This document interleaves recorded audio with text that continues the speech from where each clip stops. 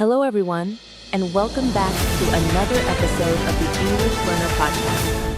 I'm Anna, and I'm so glad you're joining us today. Whether you're listening on your way to school, during your coffee break, or at night before bed, thank you for being here. Hi, everyone. I'm Tom. We're so happy to have you with us. Today's episode is a really special one because we're talking about something that every learner faces at some point: how to stay motivated when learning English. Oh, yes, motivation. It's something we all need, but it's not always easy to keep. At the beginning, learning English feels exciting, right? You feel inspired. You imagine yourself speaking fluently, meeting people from around the world. But after a few months, it can start to feel hard. Exactly. I've been there too. When I first started learning Spanish, I was super excited. I bought a new notebook, I practiced every day, I even listened to Spanish music all the time. But then, after a while, the excitement started to fade. I felt like I wasn't improving anymore, and that's when I began to lose motivation. I know that feeling too well. When I was studying French, I remember the same thing happening. I started strong, but then one week I just didn't feel like studying. Then one week turned into two, and before I know it, I had stopped completely. It happens to everyone, right? I think the hardest part isn't starting, it's continuing when the results aren't visible yet. Yes, and that's when we need to remind ourselves why we started learning in the first place. For me, I started learning French because I wanted to travel to Paris and order food without using English. I wanted to feel confident, like a local.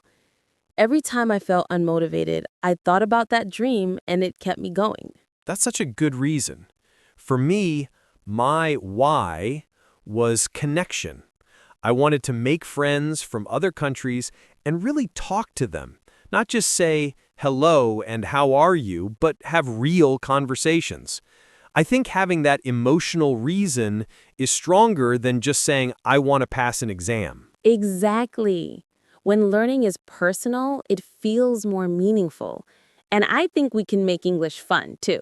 For example, when I was learning French, I watched a lot of movies and listened to songs I loved.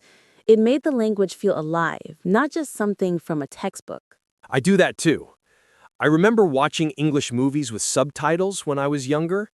One day, I turned the subtitles off just to see what would happen, and I understood most of it. It was such a great feeling. That's the best. Those little victories give you energy to keep going. I think one of the secrets to staying motivated is to notice your progress, even if it's small. I completely agree. Sometimes learners think, I'm not improving, but they actually are. They just don't see it because they compare themselves to others. Yes. Comparing yourself to other learners is one of the biggest motivation killers. You might look at someone speaking fluently on YouTube and think, I'll never be like that. But you don't see their hard work, the mistakes they made, or how long they've been learning. Exactly. Everyone's journey is different. I like to think of it like climbing a mountain. Some people take big steps, others small ones, but what matters is that you keep moving up. That's a beautiful way to put it. And you know what else helps me? Setting small goals. Like, instead of saying, I want to speak perfect English, I say, I'll learn 5 new words today. Or I'll listen to one podcast episode. Those small goals are easy to reach. And when you reach them, you feel proud. That's true. I think consistency is more powerful than perfection. Even if you study for 10 minutes a day, it's still progress. It's like watering a plant. A little water every day keeps it growing. Oh, I love that comparison. And just like plants, sometimes we grow without noticing. Maybe today you don't understand a sentence, but 1 month later, suddenly it makes sense. That's growth. Yes, and sometimes when I feel bored, I try to change the way I study. For example, I'll listen to music or play English games or even record myself speaking. Oh, that's a great idea. I used to record myself speaking French too. When I listened later, I could hear how much I'd improved. It made me smile every time. It's so motivating, isn't it? And I think community helps a lot too. Having someone to study with or talk to makes a huge difference. Definitely. Learning alone can feel lonely, but when you have friends, classmates, or even online partners, it becomes more fun. You can share your goals, practice together, and celebrate small wins. I remember one of my students told me she joined an online English club. Every week they talked about different topics, food, travel, movies, and after a few months she was so confident. She said, "Tom, now I'm not afraid to speak anymore." That's wonderful. Real communication gives you real confidence. I think that's what learning is all about, connecting with people, not just memorizing words. Exactly. And it's also okay to take breaks when you need them. Sometimes we push too hard and get tired. Taking a short rest can actually help you come back stronger. Yes, that's so true. I used to feel guilty when I didn't study for a few days, but then I realized resting isn't quitting. It's part of learning. Right. And when you come back, you feel fresh again.